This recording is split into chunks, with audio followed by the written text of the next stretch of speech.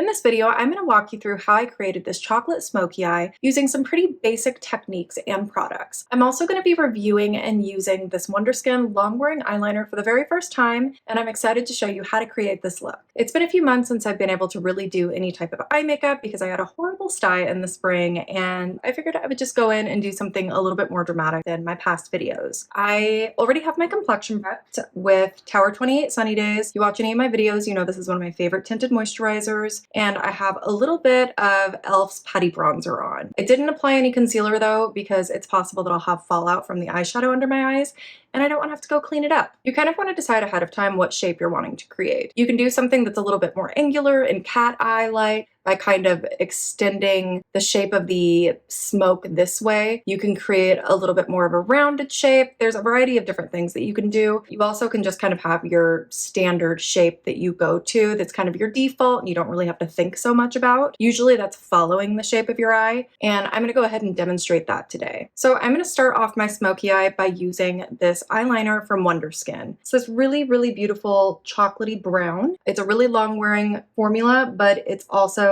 very creamy and you can blend it out before it dries down. I am going to take this eyeliner and put it at the base of my lashes and pull it through my crease. Looks kind of terrifying, right? Then I'm going to take a fluffy eyeshadow brush and I am going to start blending this out. So this does dry down pretty quickly. Okay, we're gonna start over. This is such a long wearing eyeliner that apparently I need to have something creamy underneath it, otherwise it's just gonna attach to my dry skin and I'm not gonna be able to blend it at all. So that's great for longevity later in the day, but while I'm applying it, I need the product to be really soft.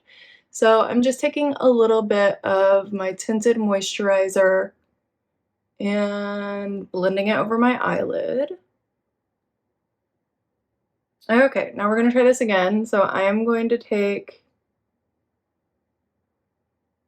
this through the crease and on my lash line, and I'm going to get in here really, really fast and blend this out before it has a chance to kind of set in place. You don't have to use this long wearing of a pencil. I just happened to buy this and really want to try it out and love the color.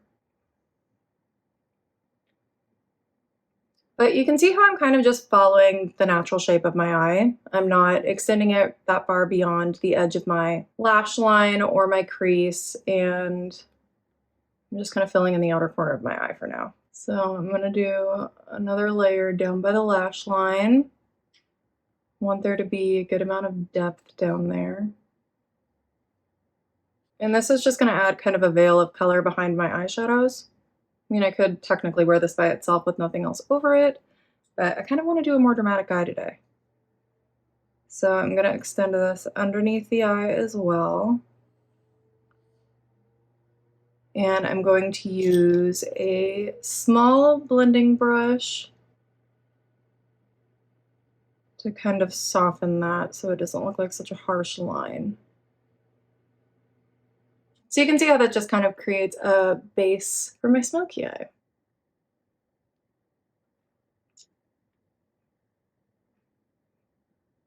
If you're somebody who has a hard time blending and doing eyeshadow, I probably would not use this pencil because it is very dry and kind of hugs the skin really quickly, even with a creamy product underneath it. If you're somebody who's a little bit more experienced, then this might be something you would like.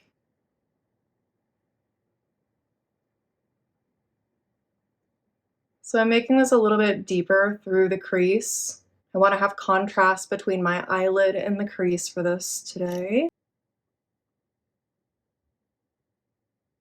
Okay, so now I'm going to take a matte brown eyeshadow called Brown Down from MAC, and I'm just going to dip the tip of my brush in this and press this through the crease. And then once the color is deposited, I'm going to go ahead and buff this out. You never want there to be harsh lines with the shadow. You always want it to look kind of like soft, blurred, diffused edges. I shouldn't say never, but Generally that looks a little bit softer and more nuanced. So because I want this to be a little more dramatic, I'm taking it over to the inside of my eye. You can see I'm leaving my actual eyelid alone. There's really not much brown on the center of my eyelid right here. So on this eye, I'm going to go back, stamp some color through the crease, and then do kind of a windshield wiper motion. You're always going to have one eye that comes more naturally to you, depending on if you're right or left-handed. I think it's the opposite eye from your dominant hand that's always a little bit trickier. But that is okay. With practice, you learn to balance things out.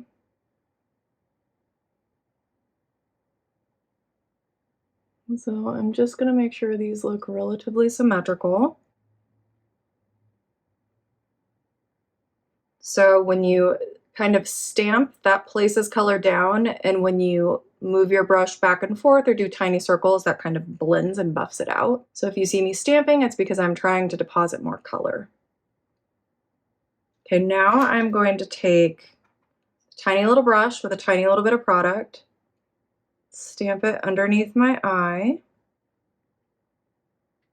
Especially when you're using darker shadows, it's always better to use small amounts of product. It's easier to add more product than it is to try to blend out too much product or clean a bunch of fallout. Fallout is when you apply too much powder and it falls under your eyes. Okay, so you can see the shape that that's kind of creating. Now I'm going to take a larger blending brush and I'm just going to go around the perimeter of this. There might be some residual face powder on this, that just matches my skin, but I'm just going around and blurring the perimeter. Again, I really don't want any harsh lines. I just want this to be diffused and blended. And a helpful thing is to, especially when you're doing a smoky eye, to go from looking up close in a mirror to further away, because you'll see balance and symmetry better from a distance. And if you have access to daylight in your home, that's always going to be the best lighting to do your makeup in. If you're doing your makeup in the bathroom or in your bedroom in a mirror and you just kind of feel like you can't see, it's probably because the lighting is really bad and it's creating shadows on your face. So the best light to do makeup in is even light that's coming directly at your face, ideally daylight, because it has the ideal temperature and you see accurate colors in daylight. But if you see any shadows on your face, or if you're having a really hard time just noticing contrast between your makeup and your skin, you're probably in bad lighting, which is really frustrating. Okay, so now I'm going to take a little bit of this Clinique Cheek Pop blush in the shade of 5. It's called Nude Pop. I oftentimes will use blushes on my eyes. They make really great transition colors. A transition color is the shade that goes between the darkest point, which is my crease, and the lightest point, which is going to be underneath my eyebrow. So it basically just helps diffuse that line and create a little more dimension. This is a really light blush. It's not very pigmented, but you should be able to see how it just starts softening and diffusing. Using a very light touch, if you press too hard with the brush, it will kind of disrupt the eyeshadow instead of blending it. And I want this to be dramatic, so I'm going to take a little bit more of that dark eyeshadow and place it back in my crease using that stamping motion. So now I'm going to take the same blush color, the same brush that I use under my crease, and I'm going to stamp this on my eyelid and see how much color we can get with this. I'm trying to do something a little different than my normal smoky eye routine. Normally I would just put something really shimmery right here in the center of my eye because shimmer makes everything look better. But I want this to be a little bit more satiny and not quite as shimmery. So you can see how that just starts to kind of diffuse the colors on my eyelid. It kind of blends it together. And I'm going back in a few times because again, this is really light, so I really have to layer this up. And it's a good thing that I put the concealer on my eyelid earlier. You also could have used a primer because this blush probably would not adhere very well to plain skin. I'm just gonna come in a little closer so you can see what's happening. So you can see the center of my lid is lighter than the crease, kind of just following the shape of my eye, just kind of wrapping around it and lifting this color slightly higher to give a little bit of an eye lift. So now I'm going to take that same eyeliner and deepen the outer corner of my eye and then thin it out towards the inner corner. I'm not really a thick eyeliner fan, especially if it's going to cover up your entire eyelid. That really closes the eye up. Because this is going to dry quickly, I'm going to go ahead and soften this before going to the other eye. I have a lash perm and my lashes are kind of in the way right now. I'm also getting this a little bit on my waterline, which is right underneath where my lashes start growing from. And I'm going to take a little bit of this brown shadow and stamp it over the top. Ooh, that tickles. My lashes are way too permed on the inner corner right there. Looks kind of funny. So I'm taking a little bit of the eyelid color with a little flat brush and just going right above the liner to kind of thin it out in that inner corner. Okay, so you can see the difference with liner, without. This liner, the shape of it kind of makes the eye a little bit more round. If I would have left the liner out of the inner corner of my eye, it would create a little bit more of almond eye shape where the outside of the eye looks a little bit more open. I kind of like to play around with both styles, just depending on how I'm feeling.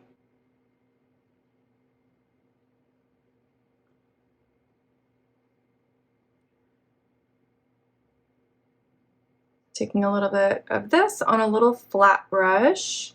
Again, just going right here, trying to make sure that the liner in the inner corner is pretty crisp. And that looks pretty symmetrical.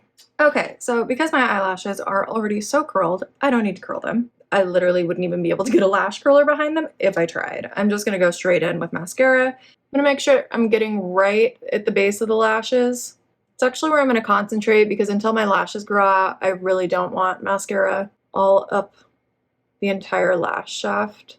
My mom and I permed each other's lashes when I was home recently, and it was a lot of fun, but we over permed my lashes. And she just has way better lashes than I do. I had no idea that my mom had such nice, thick lashes because they're so straight, but then when you lift them and tint them, you can really see how gorgeous they are. I was like, wow, Mom. Honestly, my eyelashes kind of look like those fake eyelashes where, you know, some of them are sticking straight out and some of them are more curled. They look like a really short version of those, but it's kind of funny. I don't know if I'll be doing lash perms anymore. I love them for like the first 2 weeks, but then as they grow in, I kind of hate them. So I'm gonna put a little bit of mascara on the bottom. I always like mascara on the bottom with a smoky eye. I'm not really much of a bottom mascara gal. When I don't have a smoky eye, I kind of have like wimpy, sparse little bottom lashes, so putting mascara on the bottom lashes when I don't have a smoky eye, it just kind of looks inconsistent and not very intentional. So something that I don't really mind is getting a little bit of mascara on the skin with a smoky eye. Sometimes it just enhances the smoky eye and creates a little bit more depth. So I like to do my eyebrows after I do eye makeup because sometimes you end up getting powder or eyeshadow on your eyebrows, and it's really annoying if you already set your eyebrows with a brow gel and you've got them pristine and then you have to go back over them. So I think it's just easier and a little bit more efficient to go in and do your eyebrows after. So I'm obsessed with this brow gel. This is a colored e.l.f. brow gel, and I am a massive brow gel snob. I use colored brow gels every day that I'm going to be leaving the house or making a video, and I think this is by far my new favorite. It kind of competes with Benefit's Gimme Brow because it has little tiny fibers in it that adhere to your brow hair and make them look a little bit thicker. And it has tons of little tiny bristles that separate the brow hair and evenly distribute the product. And this is just a really natural, pretty shade of brown. I mean, this is literally just like a more pigmented version of my natural brow. And I really like fluffy brows because I plucked all of mine out in the 90s and want them to look as full as possible and natural as possible. So eyebrows, especially when you have a smoky eye, are really important because you can see how having my brows done really just emphasizes the eye makeup and kind of helps frame my eyes. I already have a little bit of bronzer on, but I kind of want to add a little bit more because there's something about smoky eyes that really just washes you out. So this is the all over face bronzer color from Nude Stix, and the shade is Bondi Belle. And it's this handy little stick. It has a brush on the other side. I don't usually use the brush on the other side. It's so small. Usually small compact brushes don't blend as well. They can create streaks. If I was in a pinch, I would use it, but I'm gonna use a different brush for now. I don't know if you can tell, I already have a little bit of this product down here, underneath my cheekbone and right around my hairline. Those are generally the areas that you're gonna concentrate bronzer on. So I put it down here because I want to diminish my jowls. And I put a little bit underneath the cheekbone because I want to emphasize my cheekbones, and I put a little bit on the hairline because this is where the sun naturally kisses. I'm wanting to bring a little bit of the tone in my shoulders and my chest, which are more tan than my face, into my face. So this helps create a little bit more of a sun-kissed look, but it also helps sculpt the face a little bit. So I'm going to use an Artis brush to blend this out. This is the Oval 6, and I'm just applying really light pressure to go in and buff this out. I'll go between doing back and forth motions to doing circles. And you can see how effortlessly this just kind of blurs this product in. Again, using really light pressure. I think that's a good rule of thumb to follow in general with your face, is to use light pressure. You don't want to stretch and stress the skin, but also makeup applies better if you are light-handed. Or I should say makeup blends better if you're light-handed. Okay, so that gave me a little bit more color. I might bring some of that through the center of my face. And now I'm gonna use the blush that I used earlier, and you'll see how much I have to use to build this up, but it's also really, really beautiful. So I'm being pretty generous with this product. Generally, I'm really, really light-handed, but I just know how light this is. And I am going to tap it into place. So tapping builds up opacity, moving the brush in a back and forth motion blends. And I'm wanting to build up the opacity of this. So you can see how pretty that is. It's just this really soft peach. It does have a little bit of luminosity, but in a powdered luminous way, not in a cream blush luminous way. So you can see the wonder of blush and how it just gives life back to your face. I'm going to actually take a little bit more of this through the crease of my eye. I'll often do this once I get my blush on. I'll notice that I want a little bit more of that tone to come onto my eye makeup. So I'm going to put a little bit of this Tarte concealer. This is called Double Duty Beauty. Very full coverage. You have to be very careful with this because it's so heavy, but I want some extra coverage under my eyes. So I've got a little bit of this on my hand, and I'm just going to put this underneath my eyes.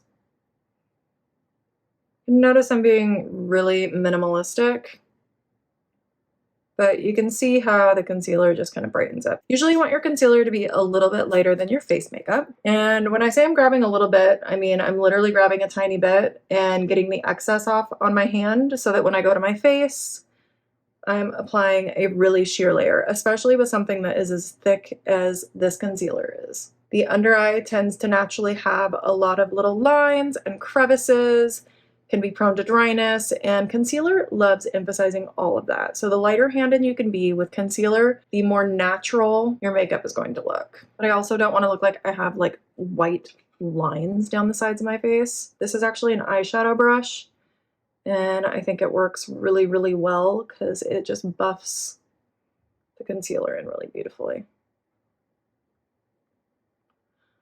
I'm going to take a tiny bit of this on my chin, around my nose. I'll just take whatever's left on my brush from my blush and kind of go over this. And now all that I need to do is lip. So I have this sample of Charlotte Tilbury's Pillow Talk. I think this is the second version. Yeah, it's Pillow Talk 2, which is a little darker than the original. Apparently, I've actually never used the original, which is kind of blasphemous as a makeup artist because it's kind of like a industry staple. It's a little more pigmented than I want. Let's see what happens if I put a gloss over it. I usually don't like to have a really defined lip with a smoky eye. Yep, that's pretty. That softened it. Basically, I put like 5 pounds of this really sheer e.l.f. lip gloss over the top of it. It basically just diluted the lipstick and made it look a little less pigmented. Now I'm going to spritz my face with Fix Plus from MAC. This is a hydrating spray. I think they market it as a setting spray, but really the magic of this is that it kind of makes makeup look less makeup-y. So I'm going to douse myself in this. And it smells amazing. So it kind of will take away any look of like matte, powdery flatness and kind of just give my skin a little bit more of a hydrated finish. And it just feels so comfortable. I love the way Fix Plus feels. It's always been one of my favorite products. Use it on myself, on my clients. And even if my skin just feels kind of dry throughout the day, this is a great product just to kind of refresh with. So the last thing I wanted to show you is that you can make your smoky eye look more dramatic or less dramatic depending on if you put a liner in the waterline. So you can see right now there's nothing in my waterline. I could even go in and put a cream toned eyeliner in there, which kind of gives the illusion that your eye is a little bit more open. But you also can take a dark eyeliner and I'll show you what impact that has depending on how dramatic you want your makeup to be. So you can see the difference now between this eye and this eye. I could even put a black liner in the waterline. Whatever liner you're choosing, you want to make sure that it's creamy and long wearing. Not all liners apply as evenly to the waterline or stay as long as others. I have a feeling this will stay like until I wash it off because this is a really long wearing product. You can kind of choose which impact you want to have. Do you want to have like a subtle, more sophisticated smoky eye, or something that is a little bit smokier and sultry? Now it's going to be just easier for me to apply this to this eye because I don't want to have to try to get it off of this waterline. And when you're applying this, you can very gently pull your waterline out. I need to sharpen this. Just make sure you sharpen your pencils, otherwise you'll stab your waterline with wood the way that I did. Wow, that NARS sharpener really made this really sharp. Round 2. Oh my god, that tickles. I hate doing this. So this is it. This is my more dramatic eye makeup than I do in my day-to-day life. And it features the Wonderskin long wearing eyeliner. Super, super long wearing eyeliner. You can use these techniques with different products. You know, it doesn't have to be this specific eyeshadow pencil. It doesn't even have to be these shades. It's more just the layering of the pencil, the blending of the pencil, and then the application of the shadows over the top that are key to getting this type of shape and style of makeup. I will say that this did not blend very easily. It creates a beautiful base, as you can see, but this was kind of difficult for me to use and surprised me at how quickly it dried down on my eyelid. I think it's probably a fantastic eyeliner for the waterline and also just to wear, especially if you're prone to smudging or bleeding eyeliners, but you just have to work really fast if you're using this as an eyeshadow base. So that's it. I hope this was helpful. If you have any questions or comments or any tutorials that you'd like to see, please let me know. Don't forget to like and subscribe, and thank you so much for watching.